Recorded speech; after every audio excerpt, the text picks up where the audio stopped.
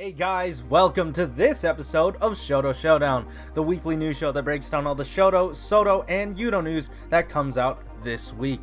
And usually we hop on over to the Candy Toy Corner after the news, but we've got a lot of it, so we're just going to dive right in and probably just skip over Candy Toy Corner. Anyways, let's get started. Guys, have you expected your expectation? No? Yes? I don't know. Look, SHODO Wave 9 is here. It is announced, and Google Translate has done something to this page.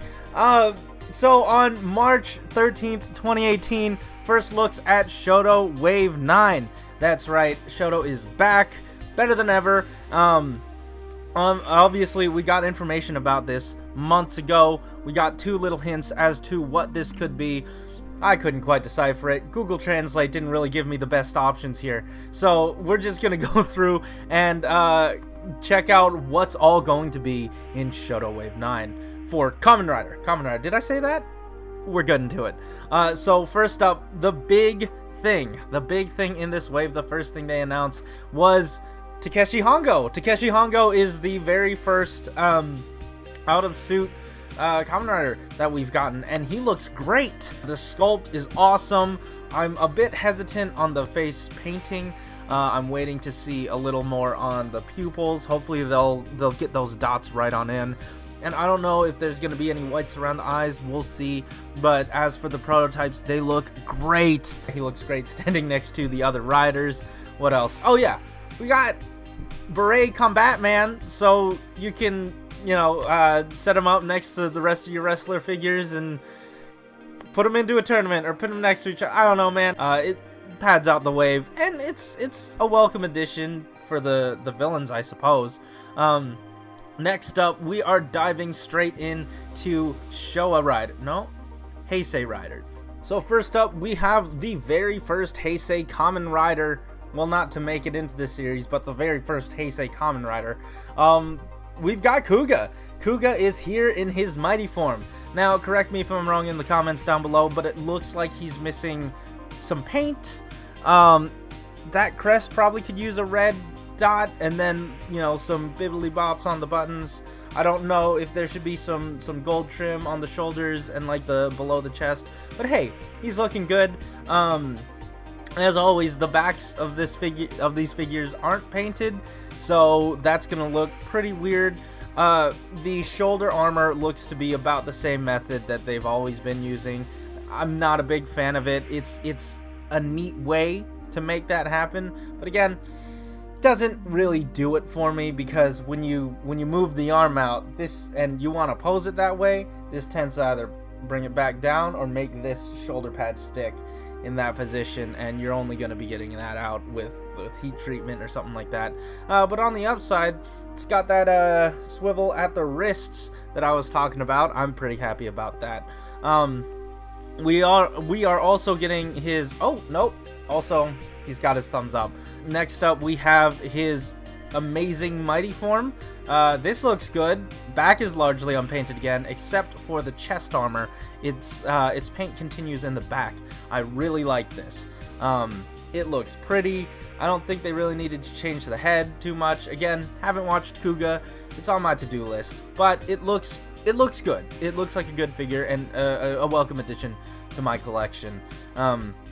This is kind of like when you saw Joker and Cyclone Joker in one pack. I mean, if you make one, it'd be easy to pump out the other one right quick. And this looks good. Last up for this wave, we've got our first look at Kiva, and I know for a fact that he's missing stuff. He's missing plenty of black detail on the chest, but outside of that, it looks good. The leg, or his chained up leg, is nicely rendered. Everything is nicely rendered, actually. The molding is crisp, as it should be, as it usually is. And it's molded in silver, so you get the silver all around the leg, which is nice.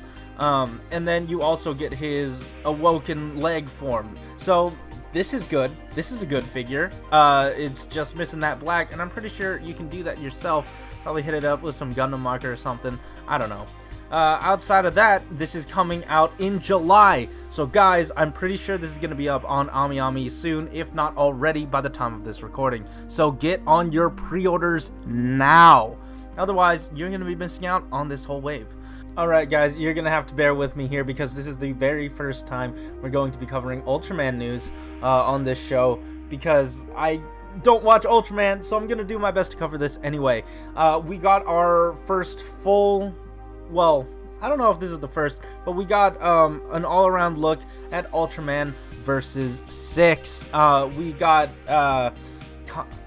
almost say Kamen Rider, Ultraman 0. He comes with just the figure. If you get the box, it's just the figure. It's just gonna come with the figure. All the accessories come in a booster accessory pack, so keep that in mind if you're buying the singles. This is Ultraman 0. It's largely just his figure. This looks nice. I don't know too much about him, but he looks cool. Next up, we've got Belial, Ultraman Belial. I know this is a bad guy. He looks good. He looks cool. I know he's like the father of the most recent Ultraman, so I like the way this guy is rendered. There is an accessory for him that's, again, in the booster, so keep that in mind. This guy comes just as himself. I think just the claws. I don't know if he has like a punchy hand all on his own. And then we've got some, again, correct me if I'm wrong, Ultraman 0 Darklops. We've got the Darklops, like the regular Darklops ones, and the Darklops Zeros? Maybe they're just called Darklops and then Darklops Zeros. Either way, the difference between the Darklops, the regular Darklops, is the hands. They've got those like claw grippy hands, while the Darklops Zeros, which I'm assuming are the prototypes to the Darklopses, they have just the regular fists. I'm pretty sure that was easy for Bandai to do, so they just threw it in anyway and are doing it up as a special feature. It also comes with like a chest cannon. Not quite sure what it's called. The Dimension Core is what Google Translate is telling me. I again don't really know what these are, but I know you can army build them, and you should army build them if you're buying into Ultraman. These guys look great.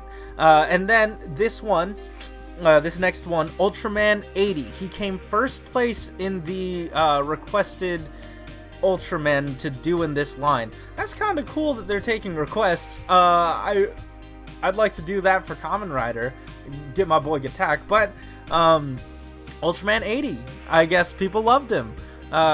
These guys have the same problem as the Kamen Rider SHODO figures in that they don't have back painting, but hey, what are you gonna do? Do it yourself. That's what you're gonna do. He does not come with an accessory. He might come with some extra hands or something, but the accessory comes in the booster. The booster. I'll tell you all about that in a bit. Got some promo images. Oh, I'm telling you about it now. So the booster set comes with some building parts. It comes with some stand parts. It comes with Zero's head, but without his fins, and then his fins as that sword weapon.